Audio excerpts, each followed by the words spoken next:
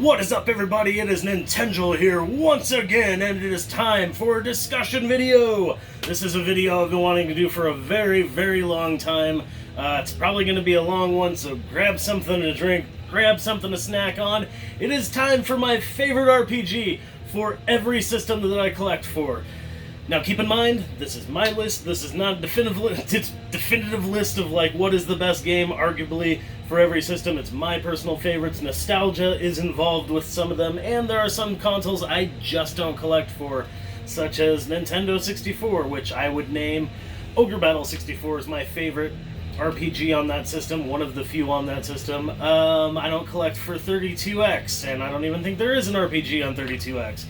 I didn't count anything that was pre-NES because they're not really anything that I collect for this RPG. I guess Adventure on 2600 would be the closest thing that I have that's pre-NES that's an RPG.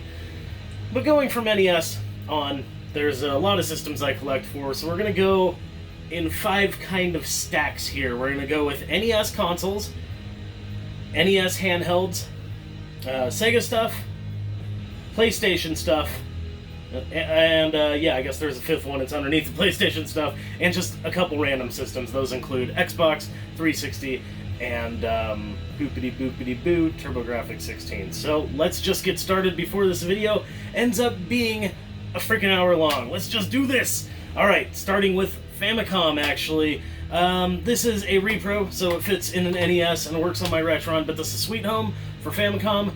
A horror RPG that is unmatched. Supposedly the start of where the Resident Evil series got its start.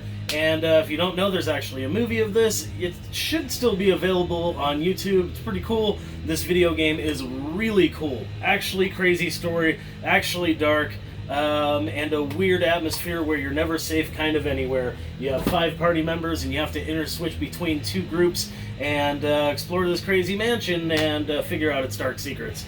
Next up, we have NES and one of my favorite games of all time, Dragon Warrior 4. And yes, I do mean this version. I know this is on the DS, and there was a PlayStation import version too, but damn it, the original is so good. Music-wise, 5 chapters, every chapter's got different characters. The 5th chapter brings everything together with all your characters and gives you an epic long quest for finale, and it is just absolutely one of the greatest turn-based RPGs of all time. The music is amazing, the atmosphere is unmatched. I love this game. I love all these games. You're probably going to hear that a lot. Okay, then we've got Super Famicom, and I'm going to go with Front Mission on this one, which is a tactical RPG with mechs, and you can change just about every piece of armament on you, including shoulder cannons, arm cannons, treads, CPUs, backpacks, all kinds of stuff. So every single mech is customizable. Really good overhead tactical RPG, just super, super good. There's also a version on DS, totally worth playing. On to Super Nintendo, we've got Final Fantasy VI, or in America as we know it, Final Fantasy III, but this is indeed the 6th Final Fantasy game, and it is definitely my favorite of all time. Graphically, musically, the story, the darkness, the 2 different worlds, spoiler alert, the characters, Sabin, Shadow, and absolutely my favorite female character of all time, Terra. So good. This is such an amazing adventure. And one of my top 3 games of all time.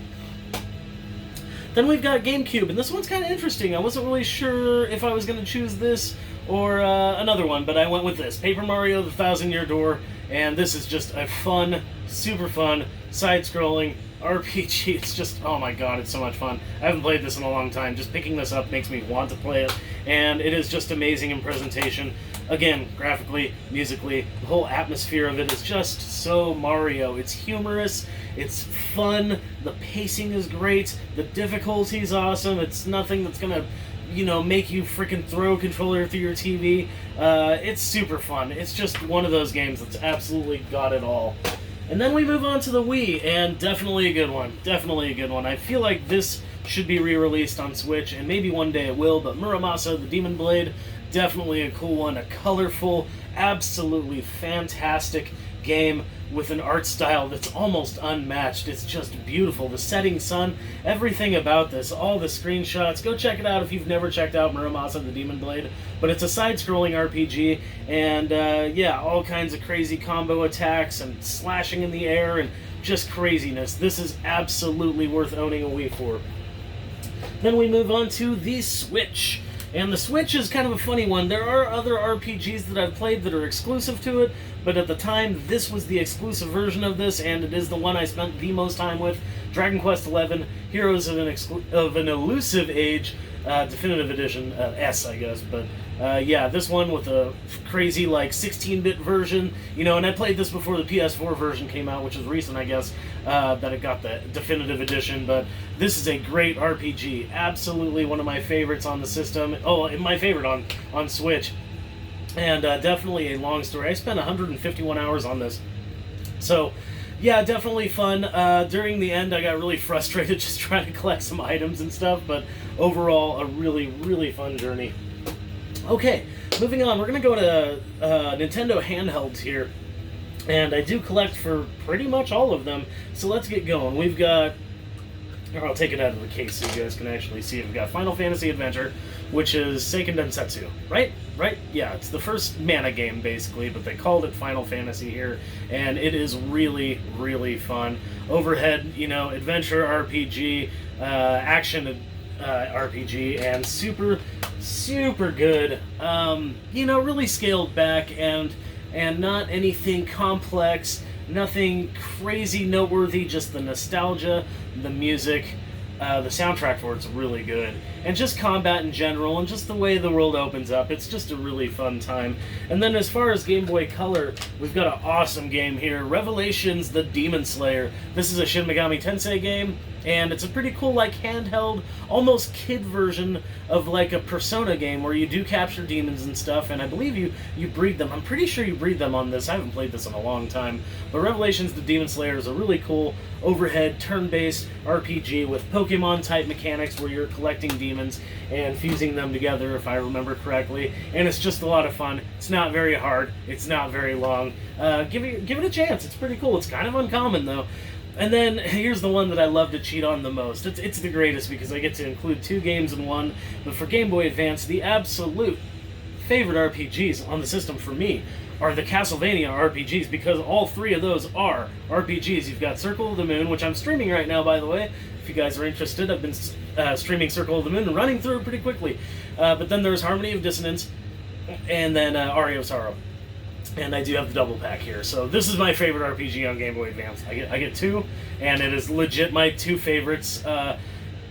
As far as Game Boy Advance Castlevanias goes, as far as that trilogy goes, they go in order of greatness. So Circle of the Moon is the least great, but that's not really saying much. It's a great game. Harmony of Dissonance is even better, and then Aria of Sorrow is on par with Symphony of the Night. Just absolute brilliance in Castlevania RPG action.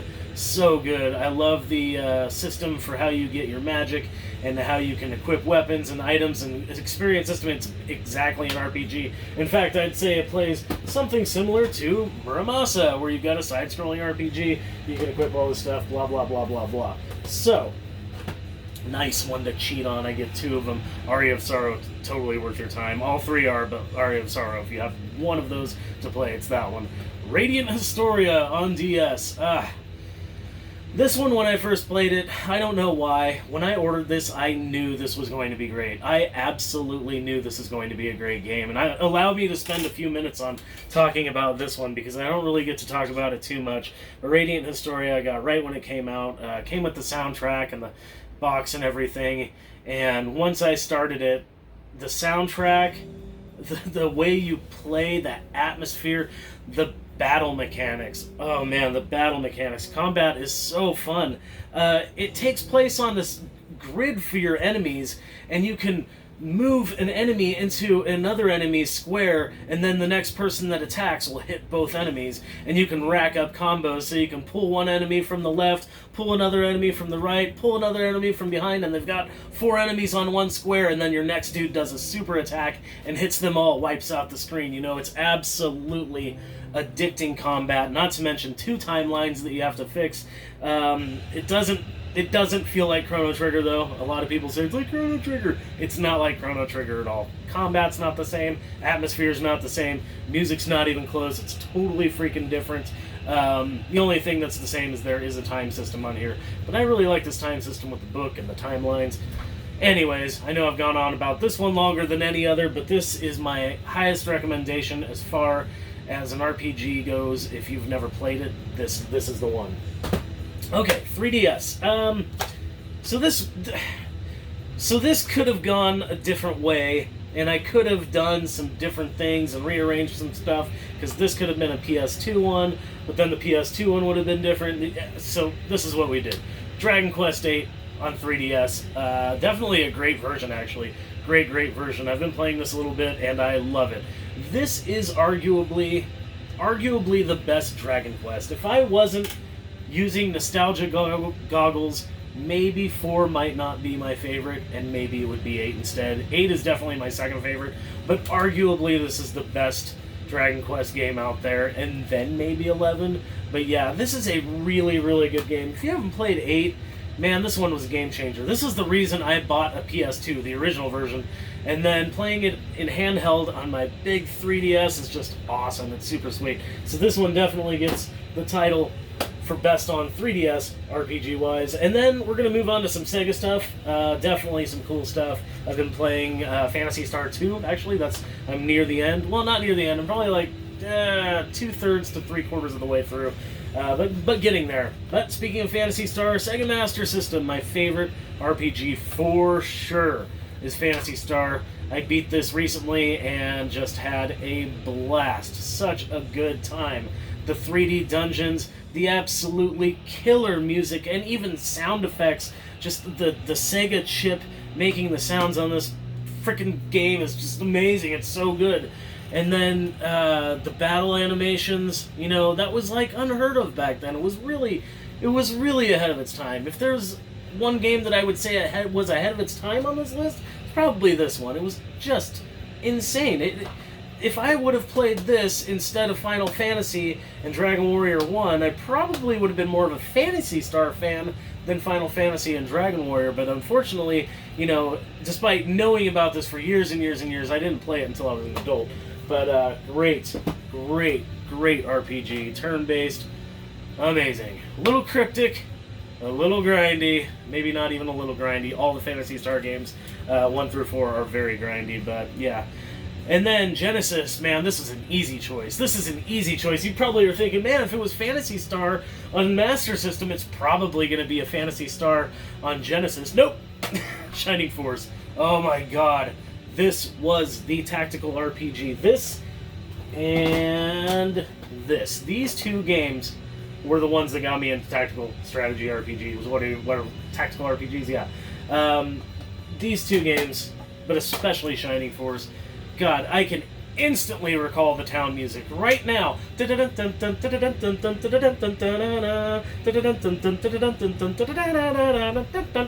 Yeah, God, I freaking love Shining Force. It's so good. Everything about it is nostalgic, and I didn't play this until I was an adult.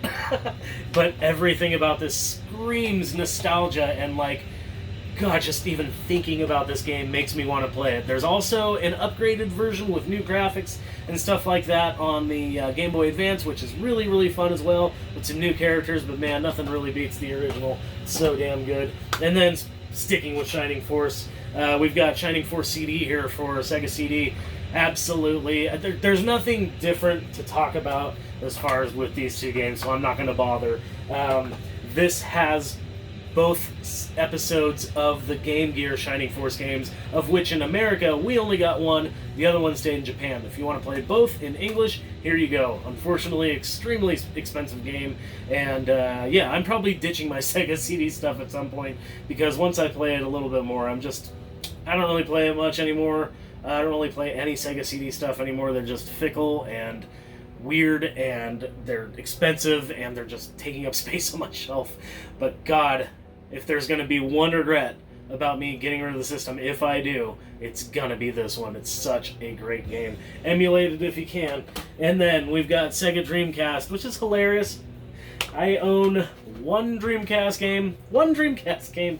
It came with my Dreamcast, and then I replaced it because it was just disc only. And then just recently, I got a complete box copy and replaced it. But Phantasy Star Online. Oh hell yeah! Oh god. You can't go wrong with Phantasy Star. It's so fun. I will say Phantasy Star 2, playing it right now, that game is a bitch. An absolute bitch. Don't play that game if you don't have the patience for old school grindiness and bullshit. just don't. But if you do, man, all these Phantasy Star games are really good. These aren't as grindy, super fun. You don't have to play online. There's a single-player campaign, and God, it's so fun! It's version 2, by the way. I'm not sure if version 1 was on Dreamcast. Can't remember, but whoop, you need it. Okay, moving on to some of my faves. We got some PlayStation goodness. Only 2 more little stacks to go, actually. PlayStation 1. This one's easy. This one's super easy, though I will tell you the runner-up. The runner-up is Parasite Eve. My god, what a good game.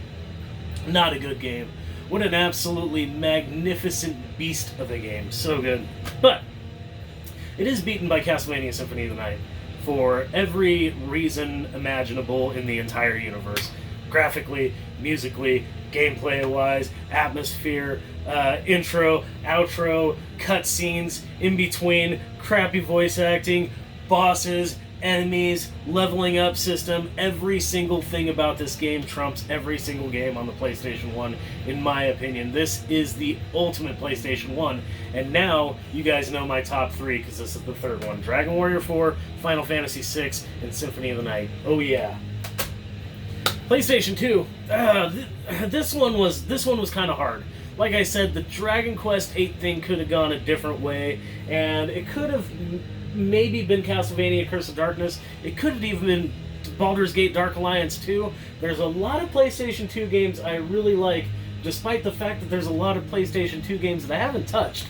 But one game that I've touched a lot, I've definitely handled this game a time or two, Shin Megami Tensei Digital Devil Saga. Oh yeah. Still haven't beaten this first one. I'm pretty far in it. Actually, I've been playing it fairly recently. I haven't finished it, but man, as far as I am, this game is near perfection for turn-based RPG. It is a bit grindy. It is a bit, gotta figure out which enemies are weak to what stuff. But as far as a Shin Megami Tensei game, this one is not devil collecting. This one's not devil fusing. No Pokemon-type elements. This is a straight-up turn-based RPG with some of the greatest tunes ever recorded for the PS2. So damn good. Hell yeah. You gotta play it if you haven't played that, man. It's so good. PS3 was quite the surprise.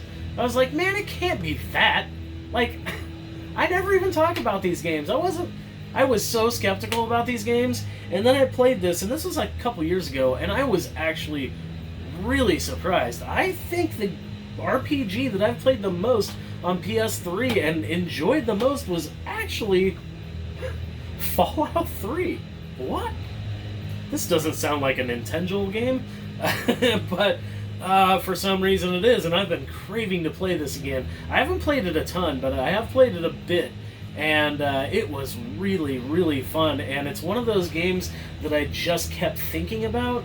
So yeah, definitely that. And then I would say also, if it wasn't this, it would have been Ni no Kuni, but Ni no Kuni's a weird one. I started playing that on PS3, and then I stopped for like a year or two, and then I got it on Switch, and I beat it on that. So does that count? I don't know. So take from that one what you will. Ni no Kuni or Fallout 3. I'm choosing Fallout 3 because I beat Ni no Kuni on Switch, and either way, it's a freaking great game. Great game. So good. PS4 was easy. Come on, anybody that's been watching this channel since Christmas when I got this knows that I am the hugest fan of Yakuza Like a Dragon. This is love it. Love it. It's very moi. Yeah, it's so good. There's so much to do. There's absolutely so much to do. Everything about it is amazing. Combat's amazing. The city's amazing. Playing arcade games in an arcade is amazing. Hanging out at a bar and talking to your dudes and drinking drinks with them and sharing their stories with them and hunting for cans and bottles on a bike because you're homeless. Dragon Kart racing, which is basically Mario Kart. Collecting bugs, growing vegetables, having your freaking bartender make ramen, love interests, a freaking mini game that's all about realty stuff. It's realty. You're buying businesses, and it's absolutely insane. There's so much to do. There's so much to do. And on top of that, the actual main, that's just the side stuff. The actual main story is mind-blowingly good and is so intriguing and just makes you want to play it more and more and more. I spent so many hours on this, and then I instantly started playing it again. And I still want to play it more. I can't believe there's going to be more of these. Oh, I'm so happy. It's like the video game industry is reading my mind at this point. Okay, PSP was another one that I was like, really? Is that my favorite? I was like, really? I had to really think about it, and it was almost Ys Oath of Felghana, but I haven't played a lot of my PSP RPGs. I'm just going to go ahead and admit that. I started collecting for them hardcore again fairly recently, and I just haven't actually gotten around to playing a lot of them. Not to mention my PSP battery, I think it's dying, because every time I charge it, it does not last long at all, and if it's sitting, even not used, the battery runs down immediately. So I think I need a new battery, so I have an excuse, but I haven't played all of my PSP RPGs for sure. I got so many recently that I just haven't gotten to them, plus the battery. So, I think the one that I've actually played the most, though, and always think about, is Final Fantasy 1, the remake. The remake. You know, the one after Dawn of Souls remake. But yeah, this is, God, the redone music in this is absolutely some of the greatest music in gaming history. I am not joking. The town theme, but on, like, the acoustic guitars, like, acoustic thing, oh my God. So good. When I think of Final Fantasy 1 music now, I think of this soundtrack, the way it's portrayed here, and the graphics are absolutely beautiful. They did a good job. My only complaint with this is it's a little easy, but other than that, oh God, so good. Kind of a surprising one, but not too surprising. It is a really great game. I just thought it would be something, I don't know, easish. But then I was like, no, I play that game way more. Okay, I just got this back. I haven't played this in a long time, and I haven't even been collecting for Xbox at all. But I recently decided to because I had an Xbox that I totally forgot about. That's the way it goes with us hoarders. Star Wars Knights of the Old Republic. Hell yeah. I have not played a ton of this, but what I played was pretty fun and something I need to get back to. It was one of those things that I was like, yeah, that seems pretty cool. And then I was like, I stopped playing, and I never stopped thinking about it. It's one of those things where it was like, I need to try that again. I really think I'm going to have a good time with that. Not to mention, this is probably the only RPG I've ever played on Xbox, but yeah, good time, just something I need to spend more time with. And then, Xbox 360, very, very, very obvious. Very odious. Lost Odyssey, super good game. Really, really, really good RPG. Everything about it, the characters, the animation, soundtrack, even right down to the sound effects. Battle is amazing. God, Battle is so much fun. This is absolutely a killer game. I should speed up. We're on the last game. Last game! Hey, here we go. TurboGrafx. And you gotta be saying there can't be that many RPGs on TurboGrafx. Newtopia is technically not really an RPG. There's no experience system. It's more of an adventure game like Zelda. In fact, it's a Zelda ripoff. But there are, I think, a couple RPGs. There's the Dungeons & Dragons Order of the Griffin, and there might even be one or two others. I can't think of them off the top of my head, but there is Kadash. And Kadash is amazing. It's really fun. It's a side-scrolling RPG, action RPG, not unlike something like Ys 3, but the original, unlike Super Nintendo or Genesis, where it's side-scrolling. And you can choose between several different characters, and they all play totally different, and everything about it is really cool. This is a really neat game, and it's not something that really gets talked about a lot. Amazing cover, too, by the way. Not something that really gets talked about a lot, but this is a really, really, really magnificent little game that I wish I had the arcade cap too. I know, or I used to know, where an arcade cap of this was. but it's not something I could afford, and I believe it needed work. But on the coast, I knew somebody that was selling one of these, which is crazy. An RPG on an arcade cabinet with multiple characters. So badass. If you haven't played Kadash, whether you have TurboGrafx or not, find a way to play it, emulate it, whatever. This is a really good one, and one that does not get talked about very often. That's all I have for you guys. All those RPGs, these are some of my favorite games of all time, all in one big video. So there you go. If you guys want to make a response video, that would be amazing. I know there was a couple people, when I told them they were doing this video, they said they might want to do it. So that would be really, really damn cool. Please give that like button a wiggity whack, and drop kick that subscribe button, and be sure to punch that notification bell in the face so you know about more videos, because there are more coming. Pickup videos, live streams, more discussions, pickup videos, more live streams, and more pickup videos, and probably more discussions. So that's all I have for you guys. Thank you very much for watching. Much love. Keep rocking the retro games.